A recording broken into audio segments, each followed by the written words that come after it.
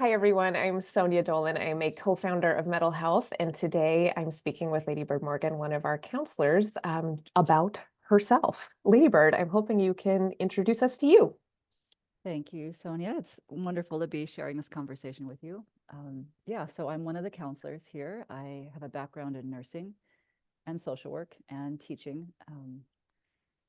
What can I say about that? I've mostly worked in hospice and end of life care, palliative Mm. care, but I've also done quite a bit of work in trauma, sexual violence, and just navigating the thresholds of life is sort of how I imagine the work that I've done, and meeting people where they're at and trying to support them to get to where they imagine they want to go or would like to go. And that's not always end of life. Sometimes that's in the middle of life, or Mm. it's with um, families and caregivers and practitioners. So it's not just with patients and people going through an illness. Yeah. And I've worked within the context of hospitals and hospice houses and clinics, outpatient, inpatient, emergency departments, nationally and internationally. So I have a range of where I feel comfortable working with folks, and working on Zoom has been the latest iteration of like showing up, and it's actually quite impactful and effective. You can really build a connection, which is Yeah. nice. Yeah. Nice. Well, with that very diverse background, how have you found that all those experiences now inform how you work with patients and families? It's fantastic because I'm not coming from just one lens of, oh, this is what happens when someone dies, or this is what happens when someone has an illness. People can show up in a conversation with me on Zoom, and it might be initially that it's because they have a family member who's sick and they're not sure what to do, or they think they want to process grief, but actually what they want to talk about is something completely unrelated that they haven't been able to talk about with anyone else. And the fact that the landscape of mental health and where we get to go with conversations is so open Mm. is really exciting and exhilarating for the clinician. I can say for me, it's very exhilarating because I finally get to be that clinician that I've always wanted to be. And sometimes when you're in the clinic or you have a specific role or a job, you only talk about certain things, and you say, oh, well, you know what, I'll just get the chaplain for that conversation, or the doctor will be here soon and you can talk to them about that. And there are certainly specific pieces of information that a particular person will have more information about, but sometimes there's just a conversation that someone wants to have. So it's really great. I feel like there's the possibility to go to a lot of different places, and then yeah, if they need a referral, I can refer them to someone else. But we get to explore, and that's really exciting. Mm. Are there any experiences that you've had in that exploration that you've really loved and been like, I could not have had this conversation within a traditional setting, or topic that you get to cover with people that really lights you up? Certainly the exploration of like, why am I here in the world, and what does Mm. it all mean, and what the hell is going on. um, So people small things, The small thing, yeah, small small stuff. Yeah. conversation about existential Mm. crises Mhm. conversations. In the clinic setting, or even just in an hour-long conversation, you don't tend to think that you have time to go towards those kinds of questions. Or like, what if something happens, or what if I don't have the answer, or what if they don't have the answer, and there is something about, I think it's because I've had such a range of experiences that it's a very spacious container that we create together when we're talking. And so there's some courage that both of us are taking to step in. And yeah, I think it's been not so much interesting, but heartening when I can tell that someone feels safe enough to explore some questions that they haven't ever really asked themselves before. Not just about pain management, or do I want to die, or don't I want to die, or am I grieving, or I'm not grieving, but like, yeah, why am I here? What's Why are we even having this conversation? It's kind of wild. So yes, Again, just a small topic it's of, a small one. existence.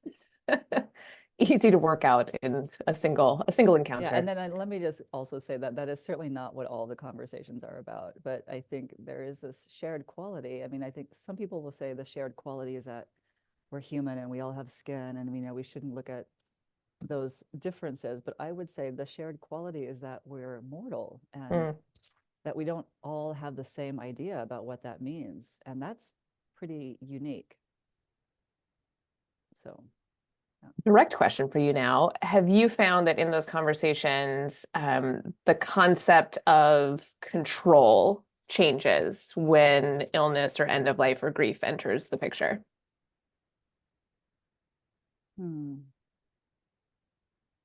not sure I totally understand that question. Will you say it again or just in a different way? Because I could answer it. I'm Yeah. not sure that's what Well, you're asking me. I think of myself as someone who likes to be in control of the situation and know what's happening and know what's going to be next and want to plan for that. So when I get there, I'm ready to go. And I think what you are good about is opening up the idea of control of what versus the thing that I've been able to control everything that's going on around me, but now all of a sudden there's something going on in my body that I can't. Where do I now find control? Or just the concept of control shift.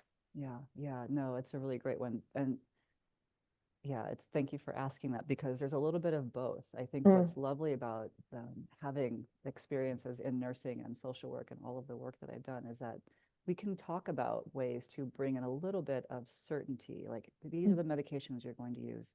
This is what sometimes happens when someone has this particular illness, and these are the ways you might expect a doctor to talk to you about it, or what that appointment is going to be like. So there's a little bit of preparing the terrain that can happen, which is actually really grounding and reassuring. And then there's a space after that. And sometimes what happens is we stop at the place of, okay, we got that taken care of. Great. I'm in control. But that's not ever the end of the situation. Actually, there's usually something else there. And so, yeah, having some sense of being able to manage and navigate a situation is a little bit different than controlling it.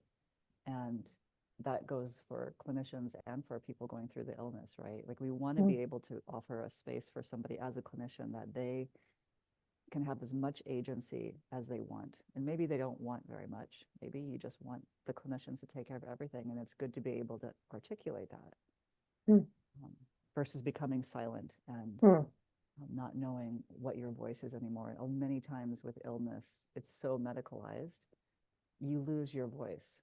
You don't even know how you feel about anything, actually, because you've been talking to so many doctors and nurses, and family members have been giving you ideas and opinions, and you're just in like a soup of concepts.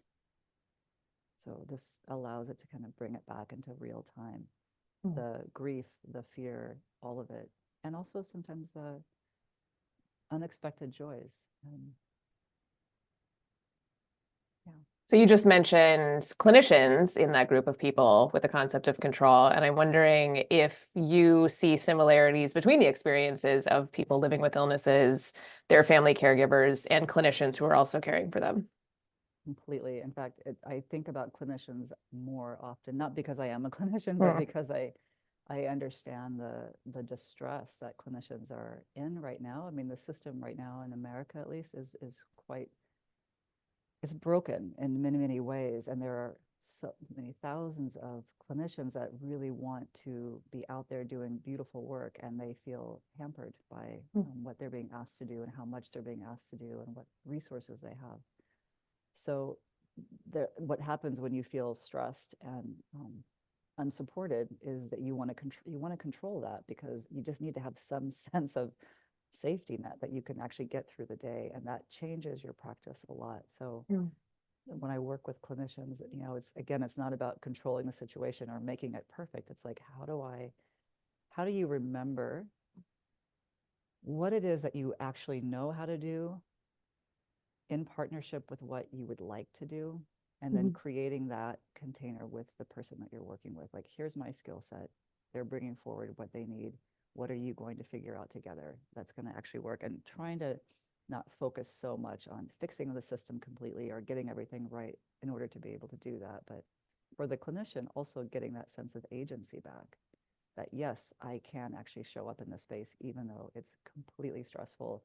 I don't feel supported. And I'm not advocating for like working in unhealthy environments, but we sometimes want to throw the baby out with the bathwater. And there is a way to step back into what we are called to do, so that the practice can continue to evolve and shift and change into the way that we actually want it to be. And so encouraging advocacy just by how you live your life, not because you have to go protesting on the street.